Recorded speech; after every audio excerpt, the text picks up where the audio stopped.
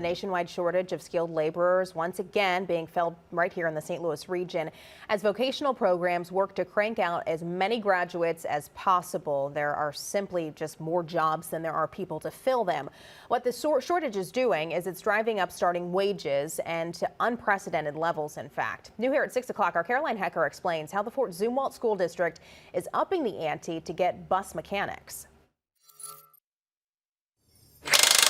It's a skill set in high demand, and one that's landing jobs for students at St. Louis Community College, some before they even walk in the door. When employers call me in November looking for students, I don't have any to give them. Walker's diesel technology program graduates about 15 students a year, a number he hopes to double, even triple, once the college opens its new transportation center at the Forest Park campus. It is a prospective employees market. They're in control of the negotiation.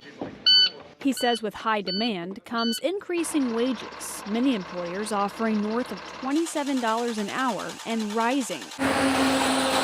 That's exactly what's happening in the Fort Zumwalt School District. Monday night, the school board voted to increase wages for its bus mechanics from $26.75 an hour to $30 an hour. For every year of experience, that wage goes up by 75 cents. Topping out at $37.50 an hour. There are certain areas that you can kind of get by and plug in, but when it comes to a safety consideration, you just can't do that with buses. Myers says Fort Zumwalt operates its own fleet of 170 buses. It's short 4 full-time mechanics right now, getting by with just 2 for the last several months after the last wage increase in the spring attracted little interest. The district boasts a 20-year recognition from Missouri Highway Patrol for top safety and operations, something it wants to continue as it brings on new hires as we approach winter. When you have that veteran crew that's been working on your buses, they appreciate knowing they're putting kids on safe buses. So controlling your own group and working with the same people over and over, they get to know your fleet.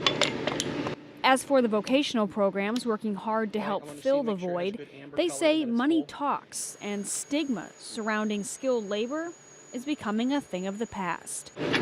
Caroline Hecker, First Alert 4. We did ask Fort Zumwalt Superintendent about the pay for mechanics versus the pay that teachers are getting.